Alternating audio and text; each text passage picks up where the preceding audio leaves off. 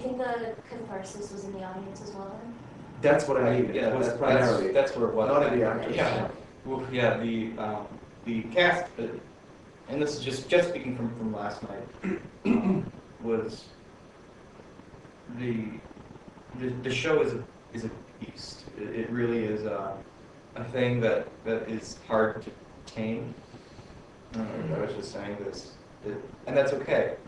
It's a very volatile thing, and I think that's the kind of theater we're looking at, trying to approach, is that it does do that, and there is such a personal investment for everybody involved in the show.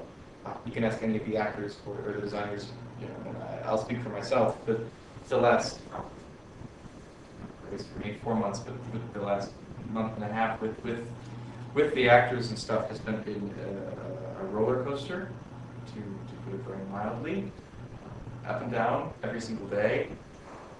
It's been emotionally taxing, it's been physically exhausting, and completely worth it. It's, a lot of people have told me that they're walking away from this with a completely new view on life and what they want to do as people and as artists. I know I feel that way, and this has really changed me quite a bit. I mean, 'cause it's been such a journey.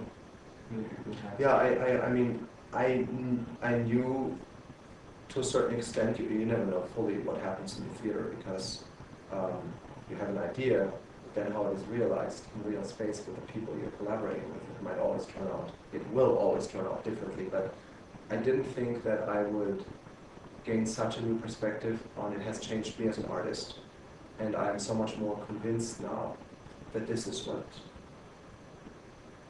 theater can do and should do. It should offer resistance to general cultural sedation and complacency. And that does also mean it is a place for entertainment, of course. But it needs to be more than just that, So, and that was exciting to see that actually can happen on a college campus with very talented but extremely busy students who were able to commit so much of themselves. How much shock and awe do you think is needed to wake people up from the complacency you're talking about? It's, we never, I don't think we ever really set out to do shocking, like for shock value.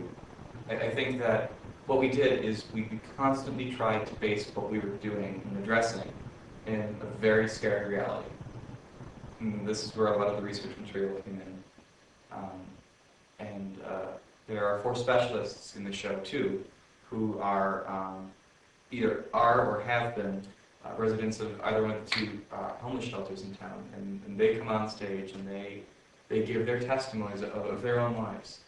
So we, I mean, that alone is I mean, it's not supposed to be shocking, but it is extremely touching and moving. Yeah, it is, and I mean that's the point. Like, the shock in that lies in this utmost simplicity of human beings giving testimony of their very personal and real experience of exploitation and injustice.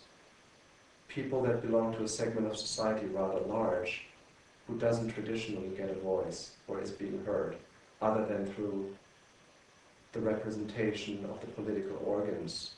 And that reality, for example, is juxtaposed with an acted segment that happens prior to that, where a politician, in a very derogatory way, talks about that people that are ignorant and uneducated don't have a voice, and therefore they can't speak for themselves. Therefore I have to take their charge, and Nolan crafted that speech after a real event. Again, he went to a personal experience and subjective history in his life, a real event in his neighborhood where he grew up, which is the suburb of Chicago, right? Yeah. And so, and there are so many elements structurally also for me. I mean, an artist creates to a certain extent subjectively, and so for me the biggest metaphor of horror, of exploitation, injustice, and the dehumanization of man is, of course, I was born in Germany, so it's the Holocaust. And that has become part of the structure as well. And that to some people might seem very random, but for me as an artist, it's very important to never lose sight of that. And I'm working after this at the National Theatre in Weimar, which is the cradle of German classicism, but at the same time, 6 kilometers outside of Weimar is the concentration camp Buchenwald. So you are constantly reminded of the presence of the extermination of the Jews by the compliance of the German, a nation, at all times. And that's for me very important, to always look at that and remember that, and do the same with the exploited and downtrodden here, anywhere in the world, basically.